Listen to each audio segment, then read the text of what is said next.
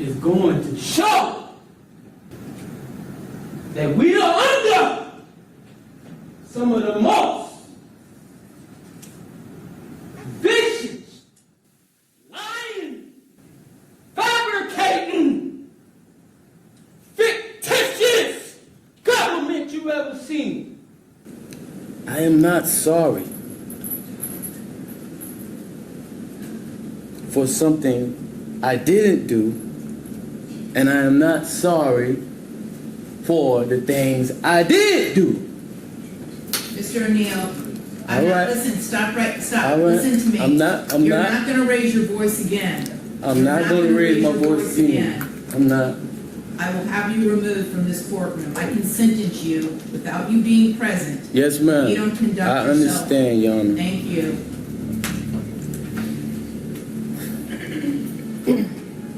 But I will say,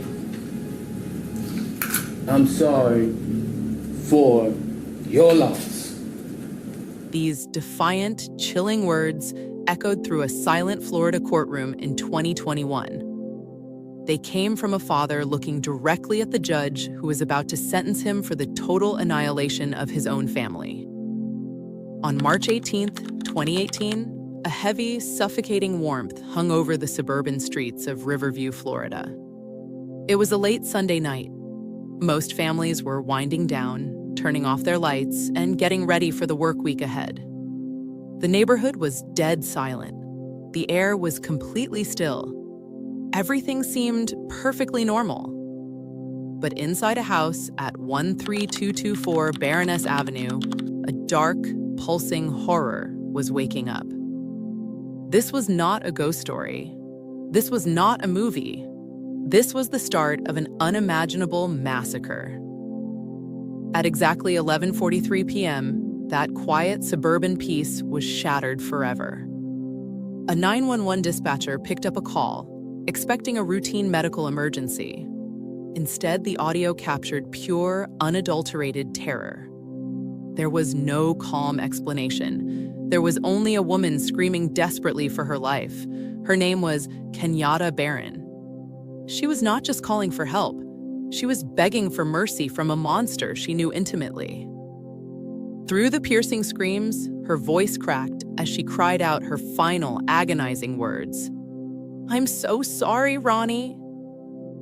Then a booming blast tore through the phone line. It was the unmistakable, deafening roar of a 12-gauge shotgun. The dispatcher tried to speak. They desperately tried to get an address, to find out where this nightmare was happening. But the screaming did not stop. In the background, a man's voice rose above the chaos.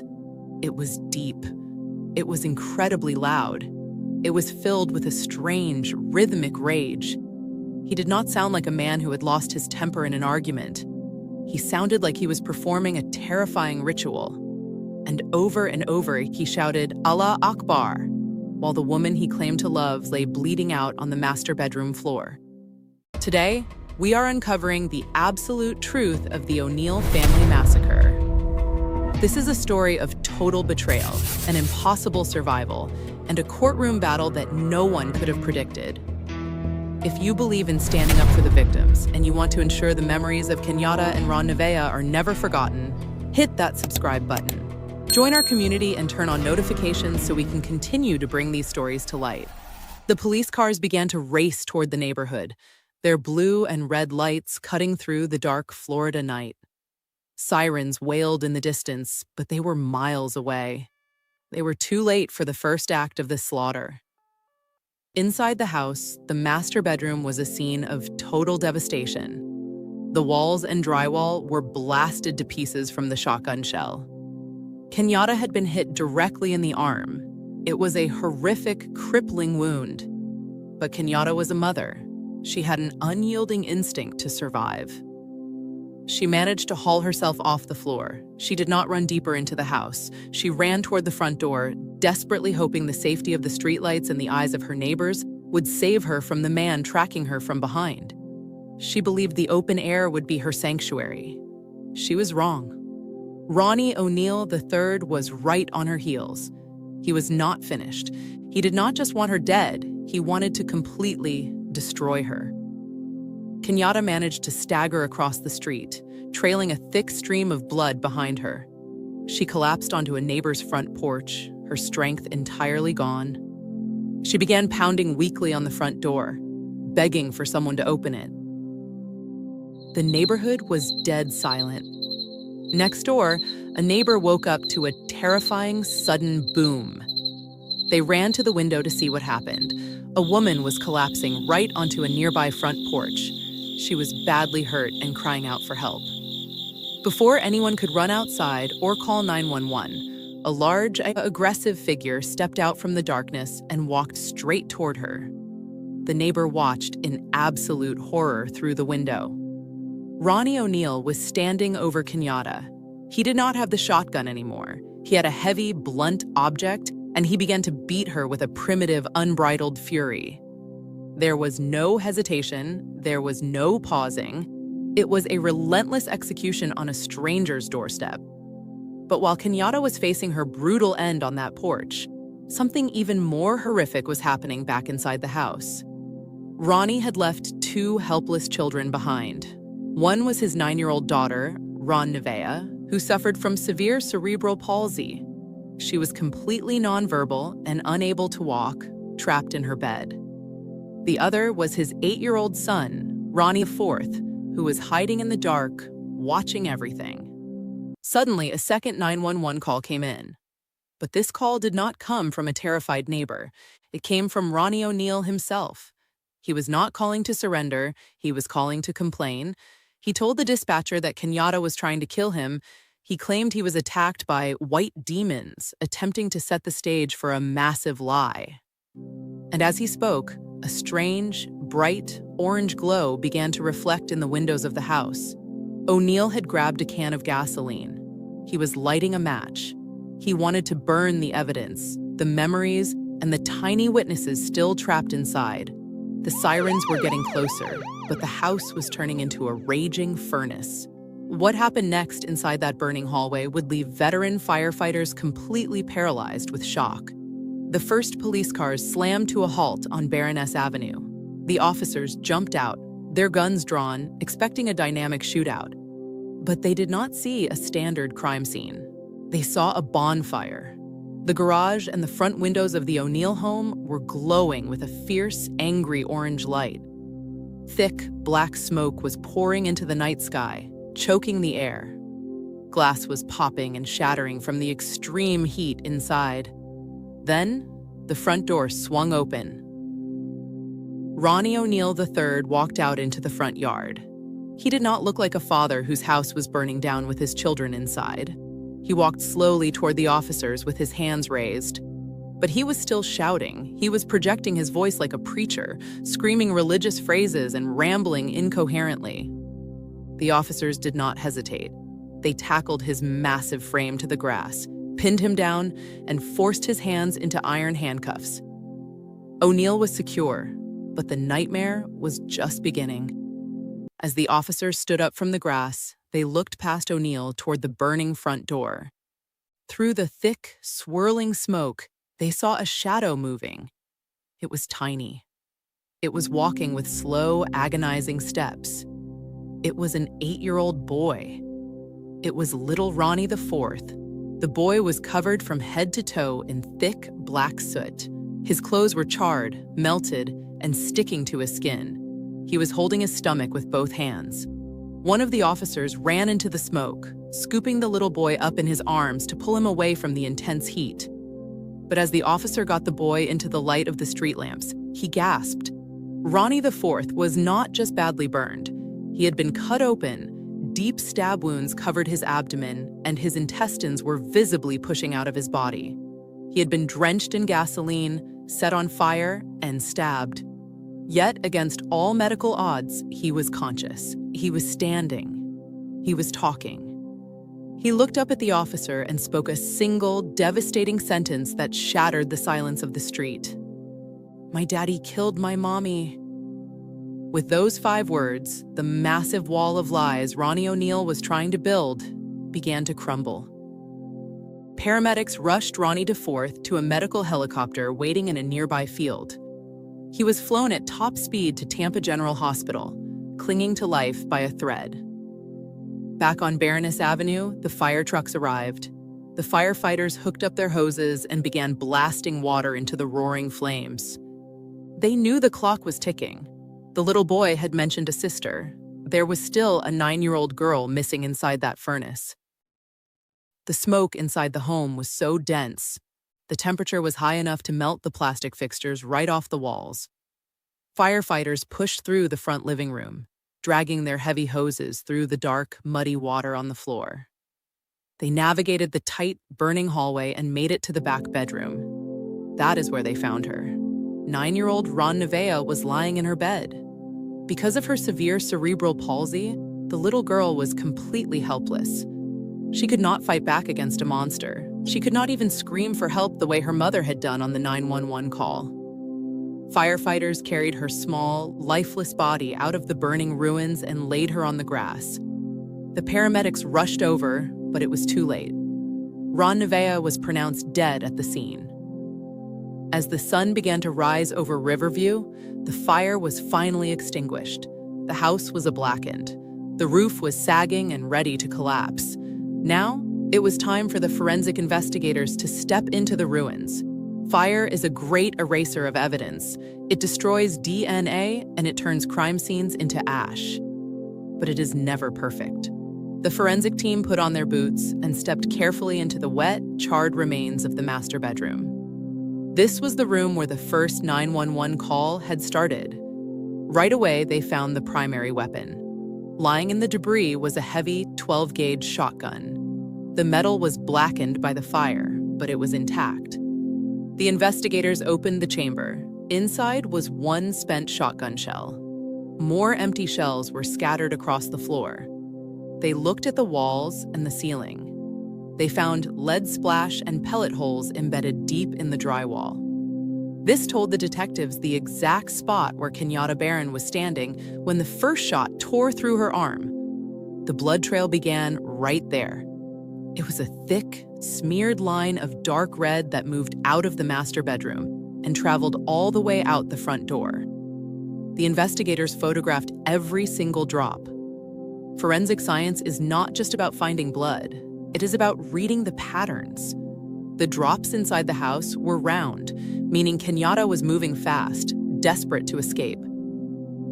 But as the trail hit the front porch across the street, the pattern changed. The blood was smeared and swiped. This meant she was falling, losing consciousness, and struggling to stand. And on that concrete neighbor's porch, investigators found something that O'Neill could never wash away. Stamped clearly in Kenyatta's blood was a single footprint from a large man's sneaker. It matched the bloody shoes Ronnie O'Neill III was wearing at the exact moment he was tackled into the grass.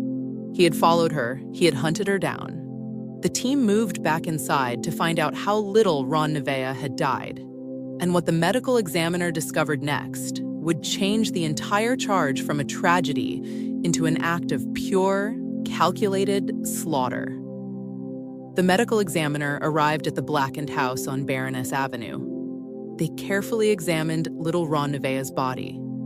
At first, everyone assumed the innocent 9-year-old girl had died from inhaling the thick, toxic smoke of the fire. But the autopsy revealed a much more brutal reality. There was no soot in her lungs. She was not breathing when the fire started. Her father had not let her die peacefully. The medical examiner found deep, devastating trauma to her head and upper body. Ronnie O'Neill III had used a heavy, sharp hatchet. He struck his helpless daughter multiple times with extreme force while she lay trapped in her bed. It was a cold, intentional execution. Inside the house, arson investigators began mapping out the fire. In a normal house fire, there is usually one point of origin, like a bad wire behind a wall or a grease pan left on a hot stove. But this house had 5 separate points of origin. The investigators found traces of accelerant in the master bedroom, the main hallway, the living room, and right inside the children's bedrooms. O'Neill had intentionally poured gasoline everywhere. He wanted the entire structure to go up in flames all at once to ensure no one walked out alive. As they sifted through the wet ash near the hallway, an investigator spotted something heavy, It was the hatchet. It was discarded in the debris, covered in thick black soot and dried blood. The forensic team bagged the weapon and sent it straight to the state crime laboratory for urgent DNA testing. When the results came back, they confirmed the detectives' worst fears. The handle and the blade contained a mixture of genetic material. The DNA belonged to both 9-year-old Ron Nevea and 8-year-old Ronnie IV. This was the physical evidence. It proved that O'Neal had actively switched weapons. He stopped using the shotgun, walked down the hall, grabbed a tool meant for chopping wood, and used it to attack his own children. While the forensic team gathered these horrific facts, Ronnie O'Neal III was sitting in a cold, concrete interview room at the police station. He was not acting like a man who had just lost his partner and his daughter. Instead, he was pacing the room and acting like a street preacher. The detectives sat down across from him and turned on the recording equipment. They let him talk. O'Neal looked the investigators in the eye and claimed he was a devout man of God. He told a wild, elaborate story. He claimed that Kenyatta Baron had become possessed by a demon. He told the detectives that she had attacked the children with a knife and that he was a heroic father who had to step in and kill her to protect his kids. He had no idea that his plan had failed. He believed the fire had eaten all the physical evidence, and most importantly, he believed he had burned the witnesses. He had absolutely no clue that the 8-year-old boy he had stabbed, drenched in gasoline, and left to burn, was currently resting in a hospital bed, fighting for his life, and telling the absolute truth to a detective. The detectives did not correct him. They did not tell him his son was alive. They just sat back and let him spin his web of lies, recording every single contradiction. Every time he claimed to be a peaceful victim, they thought about Kenyatta's terrified voice on the 911 tape. They were building an airtight cage of evidence, and O'Neal was walking directly into it. A few miles away at Tampa General Hospital, little Ronnie IV was hooked up to multiple machines. He was wrapped in thick white bandages from his neck down to his feet. He had deep stab wounds in his stomach, and his skin was covered in severe 2nd and 3rd degree burns. The doctors and nurses worked around the clock to keep him stable. He was only 8 years old, but he was carrying injuries that would have easily killed a fully grown adult man. The police knew they needed to get a formal statement before O'Neal's defense team could step in. They sent a specialized child interviewer to the intensive care unit. The detective walked into the sterile room, expecting to find a terrified, uncommunicative child. Instead, they found an incredibly brave little boy. Ronnie IV was awake. He looked directly at the investigator through the medical tubes and began to speak. In simple, heartbreaking words, he narrated the exact events of that Sunday night. He described how his father had walked into the bedroom with a weapon. He described the sharp pain in his stomach. And then he shared a detail that made the veteran detective's blood run completely cold.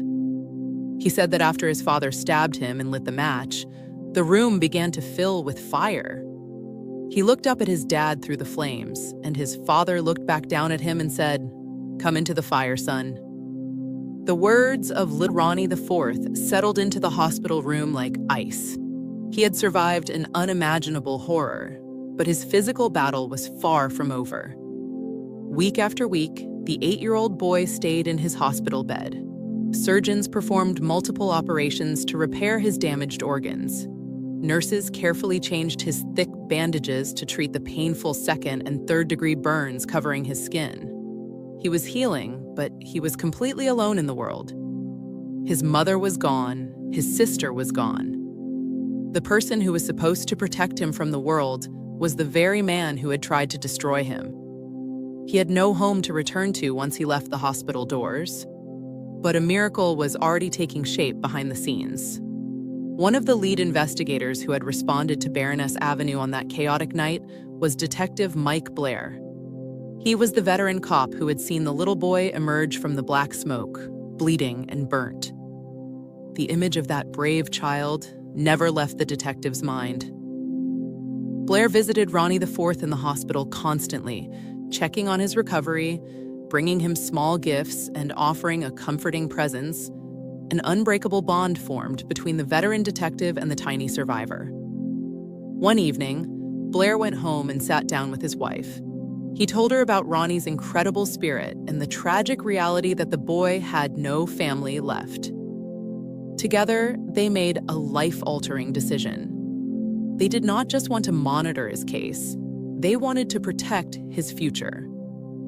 Detective Mike Blair and his wife formally stepped forward and volunteered to become Ronnie IV's foster parents. Soon after, they officially adopted him. They brought the young survivor into their own home and surrounded him with the love and security he had been stripped of. Ronnie IV even took the Blair family name, stepping into a completely new life far away from the ashes of his past. Meanwhile, the legal system was moving forward like a slow, heavy machine. Ronnie O'Neal III was locked away in a high-security jail cell. The state of Florida officially charged him with 2 counts of first-degree premeditated murder, 1 count of attempted first-degree murder, and arson. Because the crime involved the brutal slaughter of a mother and a disabled child, the prosecution announced they would be seeking the death penalty. In a standard capital murder case, a team of experienced defense attorneys would immediately step in. They would review the forensic files, look for mental health experts, and try to negotiate a plea deal to save their client from the execution chamber. But Ronnie O'Neal III was not a typical defendant. He was consumed by an intense, narcissistic arrogance. He firmly believed he was smarter than any lawyer. O'Neal stood up in court and announced that he wanted to fire his public defenders. He claimed to be a Moorish citizen, a legal theory that means he believed standard American laws did not apply to him. He looked at the judge and demanded his constitutional right to represent himself at trial. The judge sat back and delivered a stern, serious warning. She told O'Neal that representing oneself in a death penalty case was an incredibly dangerous gamble. She explained that he would be held to the exact same strict legal rules as a trained prosecutor, and that one wrong move could cost him his life. O'Neal did not care. He smiled confidently, waved his hands, and insisted that no one could tell his story better than he could. This decision created an absolute legal nightmare for the prosecution and the court. Because O'Neal was officially acting as his own defense lawyer, the state was legally required to hand over every single piece of evidence to his jail cell. O'Neal spent months sitting on his bunk, turning pages and studying the graphic autopsy photos of his own daughter, Ron Nevaeh. He read through the private medical records detailing his son's severe burns and stab wounds. But the most disturbing consequence of O'Neal representing himself involved the witness list. Under the law, a defense attorney has the right to confront and cross-examine any witness the prosecution calls to the stand. Because O'Neal was his own attorney, this meant he would have the legal right to stand at the podium, look directly at his own surviving son, and interrogate him under the bright lights of a televised courtroom. The prosecution team spent 3 long years preparing for the trial.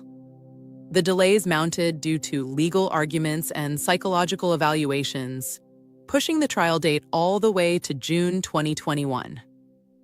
Ronnie IV was no longer the small 8-year-old child who had stumbled out of the burning house. He was now an 11-year-old young man. The prosecutors met with Ronnie IV multiple times before the trial. They knew the immense psychological pressure he was about to face. They worried that seeing his father in a crowded courtroom, listening to him shout, and being forced to answer his questions might cause the boy to break down or freeze on the witness stand. They did not coach him on what to say. They simply told him to breathe and tell the absolute truth. O'Neal, on the other hand, saw the upcoming trial as a grand stage. He knew the entire proceeding would be broadcast live on television and streamed across the internet to millions of true crime viewers. He didn't spend his time analyzing the DNA on the hatchet or the bloody footprint on the porch. Instead, he practiced his delivery, wrote aggressive opening statements, and prepared to turn a double murder trial into a dramatic television circus. He truly believed he could scream loud enough to make the jury forget the physical evidence. In June 2021, the doors to the Tampa courtroom swung open. The atmosphere inside was thick and incredibly tense. This was no longer just a legal proceeding. It was a high-stakes showdown. Ronnie O'Neal III sat alone at the defense table. He had massive stacks of legal paper piled high in front of him. He wore a crisp suit, adjusting his tie and looking around the room with a confident smirk. When the judge called the court to order, the jury received its first taste of the O'Neal defense method. O'Neal stood up, walked to the center of the room, and began his opening statement. He did not speak in a calm, respectful tone. He immediately began to scream at the top of his lungs. His massive voice bounced violently off the walls of the courtroom. "The evidence is going to show," he yelled, pounding his fist heavily on the wooden podium, "that I am a victim of some of the most cruelest, vicious, and meanest people." He pointed his finger aggressively directly at the prosecution table. He told the stunned jurors that the police detectives were completely corrupt. He claimed the paramedics had lied under oath and that the state had planted the physical evidence against him. O'Neal completely ignored the rules of the court. He was preaching, trying to control the room through sheer volume and intimidation. He looked at the jury and repeated his grand lie. He claimed that on that Sunday night, Kenyatta Baron had become a demon, attacked the children, and that he was forced to slaughter her to save his family. The jurors sat in absolute silence. Some looked visibly confused, while others looked genuinely frightened by his explosive delivery. O'Neal did not care about their comfort. He cared about his narrative. Once O'Neal finally sat down, the prosecution began to methodically present its case.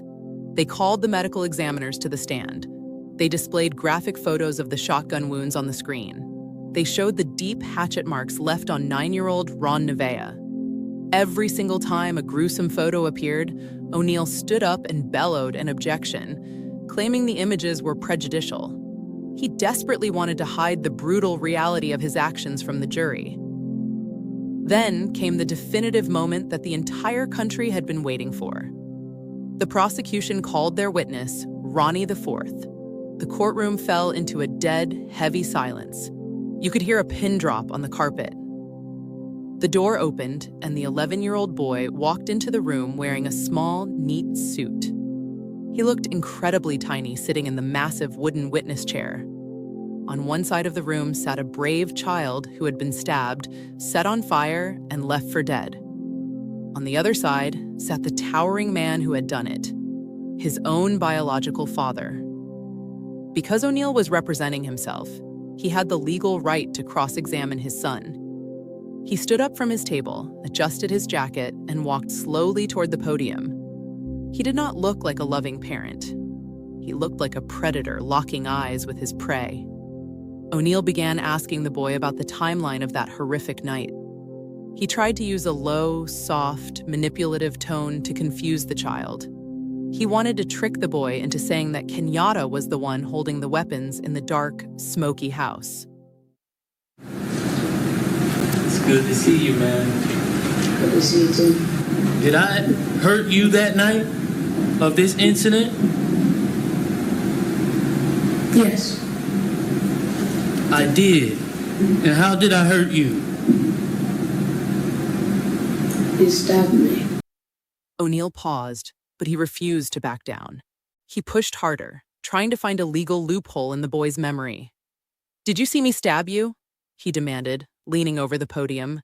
"I saw you with the knife," Ronnie IV replied instantly. His voice was completely steady. He was stronger than the large man screaming at the front of the room. The interrogation continued for what felt like hours. O'Neal tried to act like they were just having a casual father-son conversation. He repeatedly called the boy son and tried to make it seem like they were on the same team. But Ronnie IV stood firm. He stuck strictly to the absolute truth. He told the jury exactly how his father had poured the yellow liquid on the floor, lit the match, and told him to step into the flames.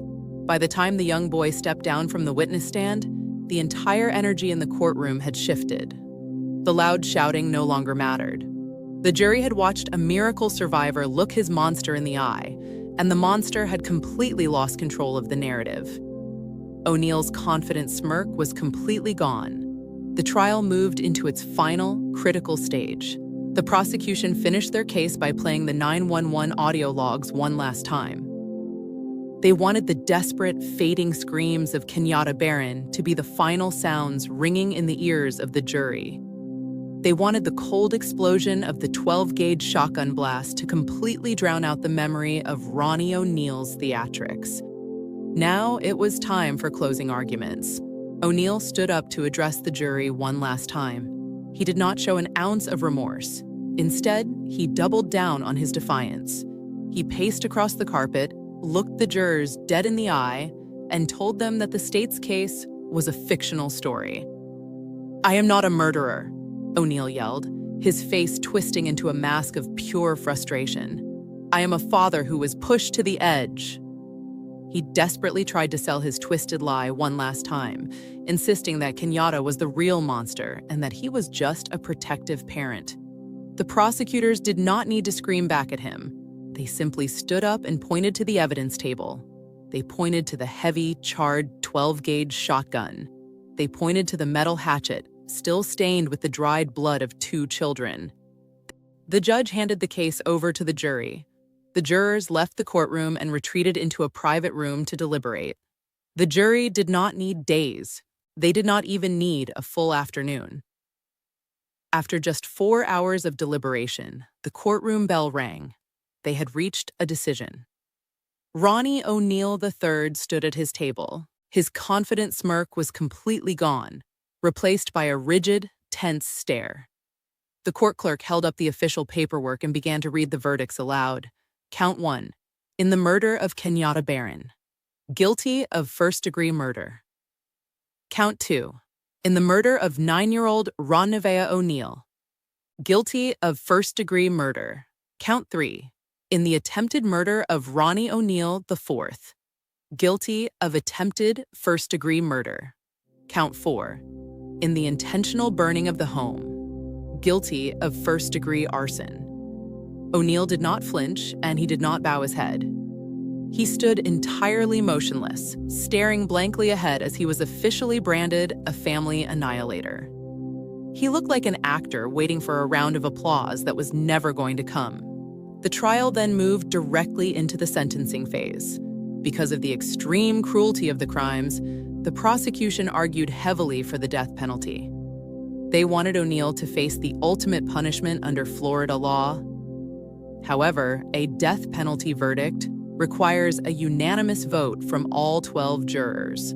After a final round of intense deliberation, the jury could not reach a unanimous agreement on execution. Instead, the final decision fell upon the shoulders of Judge Michelle Cisco. She told him directly that in all her years as a judge, she had never witnessed a case as uniquely cruel, malicious, and entirely vicious as this one. She handed down her final ruling. She sentenced Ronnie O'Neill III to 3 consecutive life sentences without the possibility of parole, plus an additional 90 years for arson. The sentencing ensured that Ronnie O'Neill III would never breathe free air again. He was escorted out of the courtroom in heavy iron shackles, destined to spend the rest of his natural life inside a small concrete prison cell. He would wake up every morning looking at gray walls, completely stripped of his audience and his stage. But the true legacy of this tragic case does not belong to the monster. The real story belongs to the incredible bravery of the victims. Kenyatta Baron was a fierce mother who spent her final seconds on Earth fighting to draw a killer's rage away from her household. Her terrified 911 call was not a sign of weakness. It was an act of ultimate courage that sealed her killer's fate. We must always honor her memory. We must also remember little 9-year-old Ron Nevea, a vulnerable child who deserved total protection, but instead became a victim of an arrogant father's greed. Her story reminds us all that the most vulnerable people in our communities deserve our strongest shield. And finally, there is the miracle of Ronnie IV. His story teaches us about the unbelievable strength of the human spirit. He survived a stabbing, a blazing fire, and the ultimate betrayal from his own blood. He had every single reason to be broken by the world. Instead, he stood tall in a court of law at just 11 years old, looked a monster in the eye, and spoke the absolute truth. Today, Ronnie IV lives a beautiful, peaceful life with his adoptive parents, Detective Mike Blair, and his wife. His journey reminds us that even when we are forced to walk through the deepest fire, justice will always find its way back to the light. Till next time, see you in the next one.